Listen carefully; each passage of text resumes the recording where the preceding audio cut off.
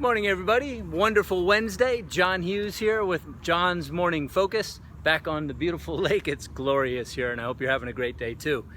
Back by popular demand, we continue with the topic we started yesterday, which I referred to as the disease of the human condition, or PAGLs, or the 7 deadly sins, which are pride, anger, greed, gluttony, lust, envy, and sloth.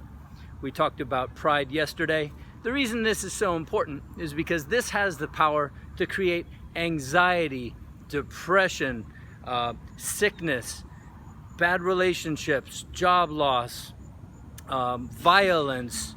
It can definitely shorten your life, make you fat, make you stressed. A variety of different things can happen, and all of us periodically are affected by any of these different subjects. And so we want to address what are they, and what are some ways that we can avoid them, minimize them, and just have a better life in pursuit of our goals. So today we continue with the topic of anger. And I don't really need to explain what anger is, but we've all felt it for sure. Where you get the nervousness, the fear perhaps, the want to attack and retaliate, the sensation in your body of maybe fire, and your heart races, and just okay, so we've all felt mad. Typically, I find that anger surfaces when something occurs that I don't expect, right? I think in John's universe, things should go a certain way, and they don't go that way. It might happen suddenly, or it might be an event. Suddenly might be if someone hits me from behind. What the? I'm going to turn around. I'm going to be mad. Initially, that comes certainly out of fear and self-preservation.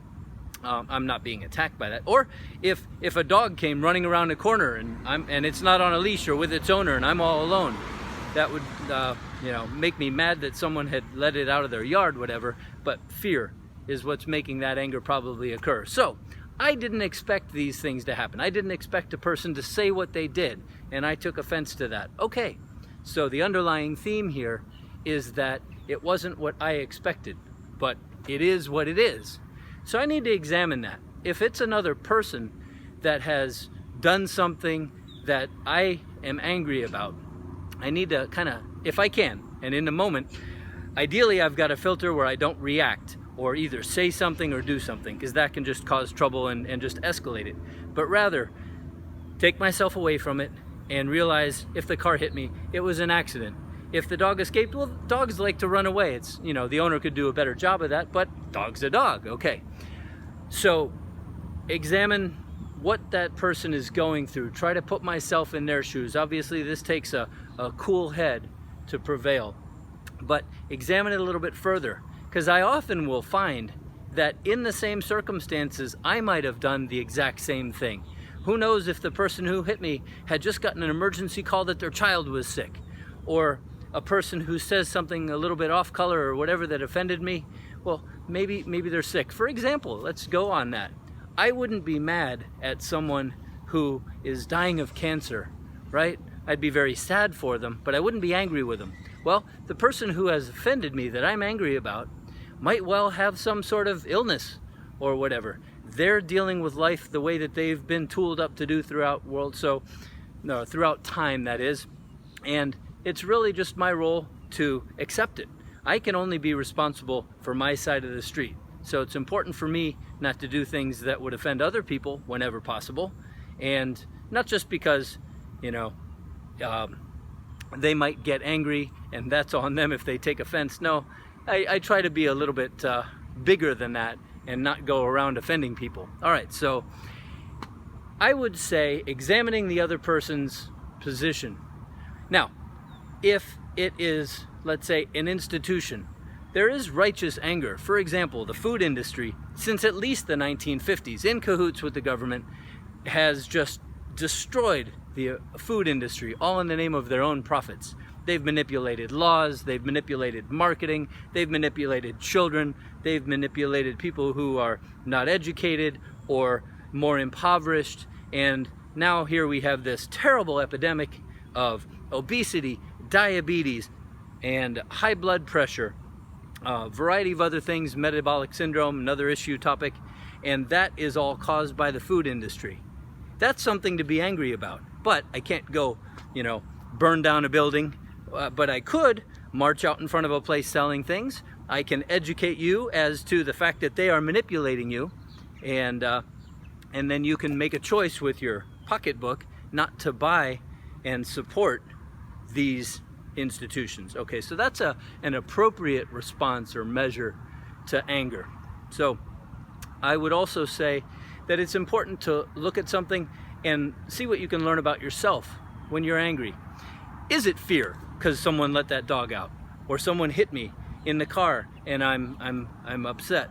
Or am I afraid that I might lose my job because of events going on in the economy or changes in my company or what have you?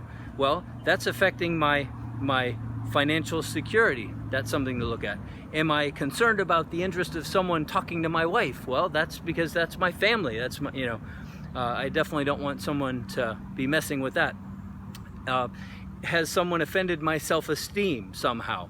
So examine, what part of this do I play, and how can I adjust my viewpoint on the issue? Because ultimately, whatever happens outside, that is what it is, and I just have to learn to accept that. They say forgive and forget. That's not really so easy if you just can't turn it off. But definitely, over time, through prayer, through an open mind, realizing what part do you play, what's really going on with the other person. If you're angry at them, you're probably not going to be able to put yourself in a position where maybe you could be helpful if they have an issue. So that's my take on anger. And I think if you're able to put it in proper perspective, you'll avoid the stress. It'll also not steal away from your right now, because typically if you're angry about something, well, that happened already. It's gone. It's water under the bridge. If you're still boiling about it now, then you're wasting time today, right this second, based on something that's already gone and you can't do anything about it. And that means that you might act inappropriately, and that can upset things for the future. So you're kind of wasting today dealing with something that's already gone and messing up tomorrow. So I would say, put it in proper perspective. What right now is the best way to work through acceptance, letting that go, making yourself stronger in terms of improving your self-esteem, your security, your relationships, and seeing how you can be helpful for the other person or institution or what have you that has caused you to become angry. So there you go. Thank you very much for joining me this morning. I ask you to please subscribe to the channel if you like this, and click the little notification bell. Please share this page if you find it useful, and I will see you tomorrow.